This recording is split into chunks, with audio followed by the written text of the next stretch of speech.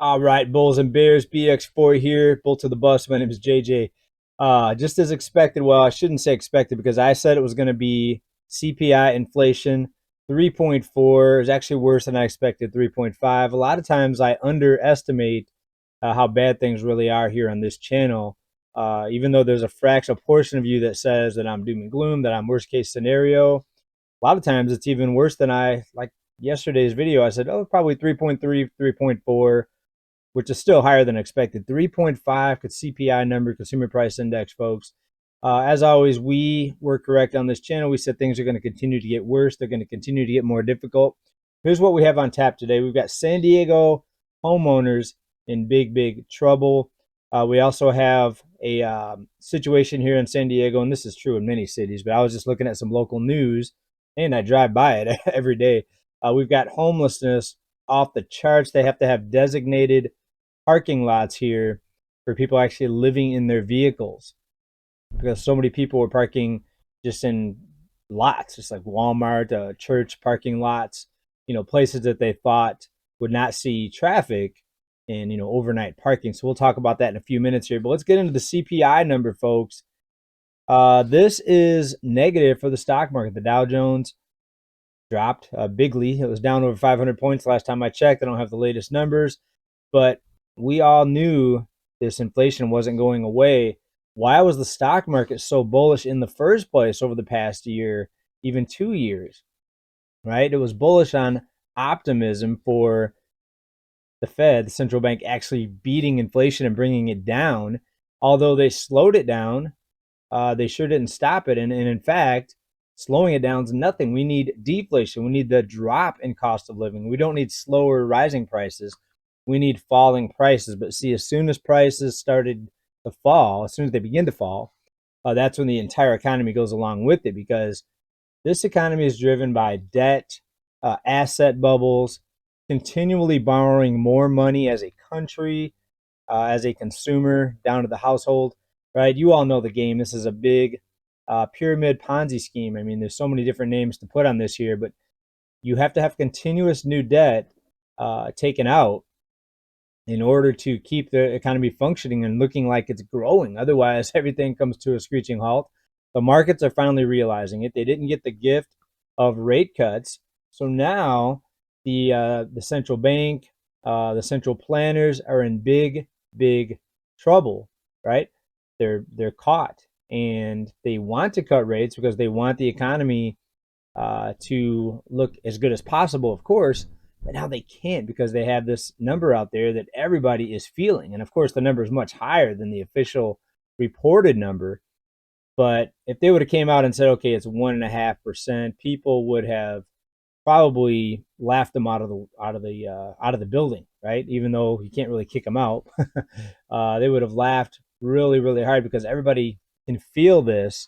And this is the problem, right? They need to cut rates because the debt levels are so enormous right now. We've got the 10-year bond yield jumping back up here.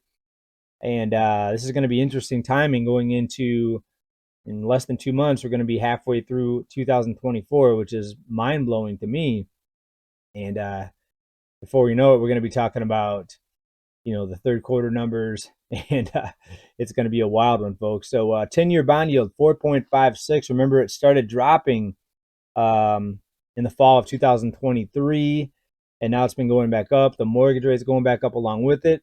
Let's talk about the homeowners here in San Diego, right? We had this record-breaking flooding in San Diego at the beginning of the year, January, February. And a lot of the homeowners right now, thousands are in big, big trouble. They had to get a rescue program put into place because they couldn't pay their property taxes. We're at property tax time right now. And so many people couldn't pay their taxes. In order to avoid not paying their taxes, which would lead to getting a lien on your home, which then leads to getting your home taken, foreclosed, they had to implement a program where people could prove if they had a certain amount of flood damage, then they could get their payments delayed. Of course, not erased, but delayed.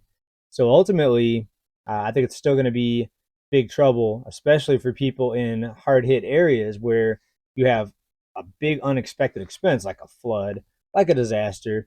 But now it could be as little as you need a new roof, something small. You need new piping done, right? New heating system, right? A lot of homeowners are so deep in debt right now, they're feeling the cash crunch. And I think San Diego is just one example with the floods, of course. So it's more pronounced here. But why do we need rescue programs? If everybody's so good, if the consumer's strong, why do we need rescue programs as soon as one thing goes wrong? We saw it in 2020 with over 7 million people in foreclosure forbearance, right? That would have been a bigger housing crash than 2007, 8, 9 if it weren't for all the rescue programs, the forbearance, right? More people would have lost their homes in 2020 versus what we saw back in the financial crisis. And of course, we see all these things put in place to prevent that from happening, right? So ask yourself, what would happen if it weren't for all the rescue programs? And is the economy really good if everybody needs a rescue, if everybody needs, some sort of program to prevent them from losing their home or to prevent them from losing their car? You know what I'm saying? So this is not a good economy. You take away all the rescue programs, and the big trouble, comes to the surface. And we're slowly boiling right now, and it's going to get hotter and hotter as we get to the end of the year. All right, but let's talk about this parking lot situation here in San Diego, another local thing that I can just see driving my kid to school and back. I see tents in different areas that I didn't used to see even last year. So this is continually getting worse. I've walked through a couple of the homeless camps here in San Diego back when I had more time to go do that type of thing. I would do more of that thing. Some people ask you, or some people ask me, some of you ask me about going and doing these walk and talks. If they would have gotten a lot of views, sure, I would have taken extra time to go out and walk around and do outside type of stuff, but they didn't. In fact, some of the views were less than just me sitting here giving reports, right? So why go through all the effort if people, in my channel anyways, people didn't like it, right? So that's why, to answer some of your questions, that's why I don't do that more often. Even though there's a lot of cool things I probably could walk around and show you, but it's going to be detrimental to my channel. Why do it? The parking lot situation, we have to have designated lots now because so many complaints were filed against people parking in parking lots of businesses.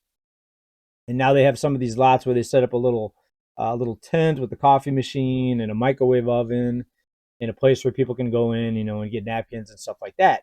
That's how bad it is, folks. And it all goes back to the cost of living. The cost of living all goes back to the money that's just created in infinite amounts. If you want to get to the source of the problem, that's the source. And that's actually how you can fix the problem, but nobody's actually talking about fixing the problem. Also, let's just go back 1 or 2 days ago. We had this jobs number come out. It was a blowout, better than expected, even though we uncovered the truth about that right here, that it was a record number of part-time jobs. We actually lost full-time jobs. So bad news was actually flipped into something that people perceived as good news with the job numbers. If the job numbers were making such a positive impact, why do we have all these rescue programs happening? Why is the market freaking out about a 3.5% consumer price index reading, right? Doesn't make sense. If it doesn't make sense, then you know what's going on. There's probably some lies being told out there, some big lies, right? So let's be ready for it, folks. Let's bring up an article or two here because some of the reporting out here, of course, we've got Wall Street Journal, hot inflation report derails case for Fed June rate cut, right? We know the market, again, was optimistic about rate cuts. There goes their boost. There goes their confidence booster. So we'll see what happens with the markets.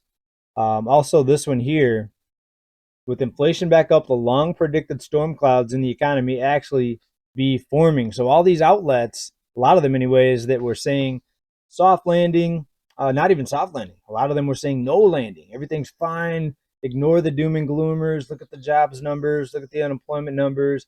Everything's great, folks.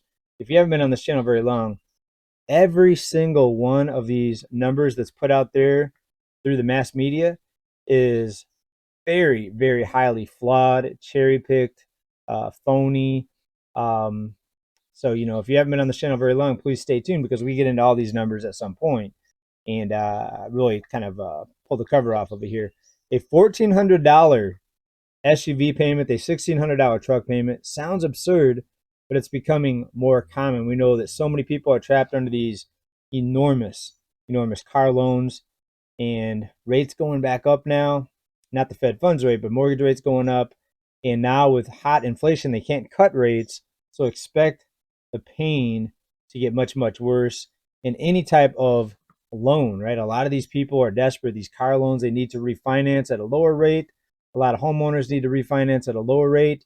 They're not going to be able to do that because for now, at least rate cuts are off the table. Now, there was some discussion and talk that they would have, the officials that come up with these numbers, there was talk that they would come out and just give us a phony number like 1%, 1.5% to justify the rate cuts. But see, that would have been an even dumber move because then if you cut the rates in this environment where bubbles are already enormous, the cost of living is so enormous, you're going to make the cost of living get even worse.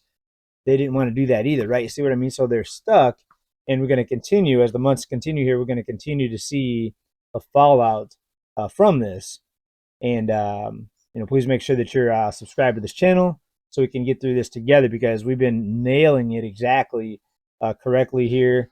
The price of chocolate boxes are going up as cocoa prices soar. So there's to me anyway, that's an incentive to maybe eat healthier. If the price of sugary stuff is going up, cocoa in itself not sugary, but they add sugar to it to make chocolate bars, stuff like that. Let's talk about California. Reported out of LA Times here. Pretty idiotic leadership in California, in my opinion. California spent billions on homelessness without tracking if it worked. Well, I can tell you firsthand, just by looking around, it hasn't worked. The tents are popping up more and more. Where's all this money going? How is it being spent? Is it working? Nobody knows. And it's like a lot of things that we spend money on as a country, not just California. Nationally, look at all the money that's given out everywhere. Is it helping, or is it going to a few maybe special interests or a few people in positions of leadership that maybe have a stake in this company or that company? I think a few of you, I think a lot of you, probably most of you know exactly what I'm talking about. I think you know how the system works, right? A select few people get rich off this money that supposedly is created to help people, right? Does it actually get to the people that need it? No. In most cases, that's my opinion. Please let me know what you think about that, about the California situation, the spending, where's the money go? Why does it never seem to get better? Why does things continue to get worse if we're creating records amounts of money, right? Very simple question. And just that question and the answer, will lead you to the fact that things are getting worse and they're going to get even worse, more worse here as we go into the year, right? So we're going to be on top of it, folks. Please make sure you hit that like, subscribe button, help us get this traction going. What do you think about the CPI number? Higher than even I put out there. So I wasn't bearish enough. I wasn't doomish and gloomish enough, if you want to call it that, for those of you that keep on leaving me that comment on this channel. How's about leaving me a new comment that I haven't seen before, right? Saying doom and gloom 1,000 times, that's right. So I don't come here and say the same thing 1,000 times. I have new news every day. All the news today was new number, new data, new information that just came out, new thoughts that I just came up with today, new ideas, new opinions, right? So please let me know down in the comments and keep stacking, everybody. Big love to everybody, and we'll see you in the next video. Bye for now. Peace.